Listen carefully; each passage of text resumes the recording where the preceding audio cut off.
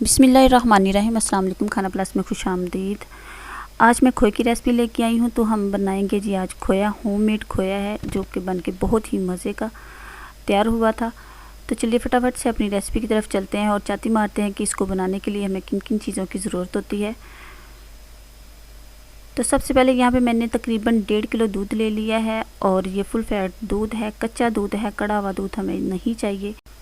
अब हम इसको बॉईल करेंगे फुल आंच पे। फुल आंच से मुराद ये है कि आपके ये जो पांडा है उसके आसे पासे ना सड़े।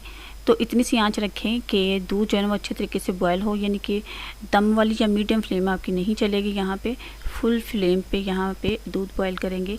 तो अगर आपके पास यहाँ पे मक्खन है या देसी घी है तो वो इसके अंदर शामिल कर लें। अगर आपके पास नहीं है तो कोई गल नहीं, आप इसके अंदर सिंपल हल्का सा ऑयल भी डाल सकते हैं, वेजिटेबल ऑयल जो होता है।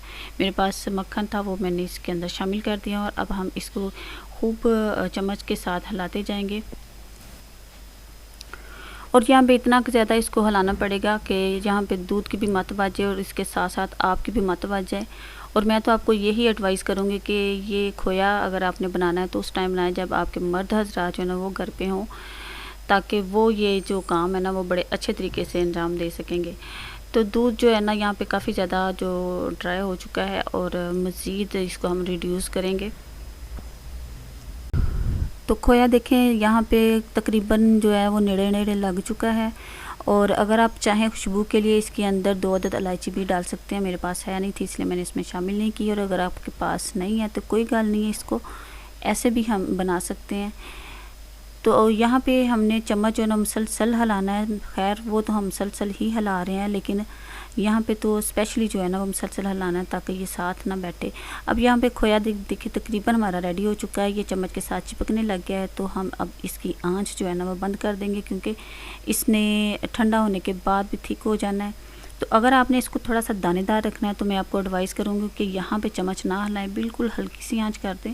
तो आपका ये जो खोया है मज़ीद इसके मोटे मोटे से दाने बन जाएंगे। मुझे ज़्यादा दानेदार नहीं बनाना है, इसलिए मैं यहीं पे इसको स्टॉप कर दूँगी और इसको ठंडा होने का हम इंतज़ार करते हैं। तो ये देखें माशाल्लाह बड़ा ज़बरदस्त सा खोया बना था। तो जनाब ये जो है खोया ठंडा हो चुका है। अब हम इसको आसे पासे खूब अच्छे तरीके से पैन की सैर करवा लेंगे। अब थोड़े से इसको जूठे माटे दे देते हैं। इसकी शक्ल माशाल्लाह बड़ी ही ज़बरदस्त और शाइन वाला खोया बना है। अब हम इसको किसी भी मोल्ड में डाल देंगे, किसी भी बर्तन में, किसी भी सांचे में। तो यहाँ पे मेरे पास एक अदद प्याली है, उसके अंदर हम इसको डाल देंगे। तो अब मैं इसको दिखाती हूँ आपको खोया किस तरीके का बना है।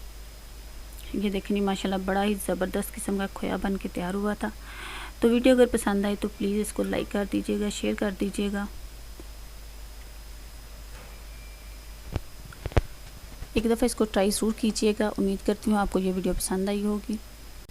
इसके साथ ही आप मुझे इजाज़त दें, फिर मिलेंगे नई वीडियो के साथ, नई रेसिपी के साथ। अल्लाह हाफिज़।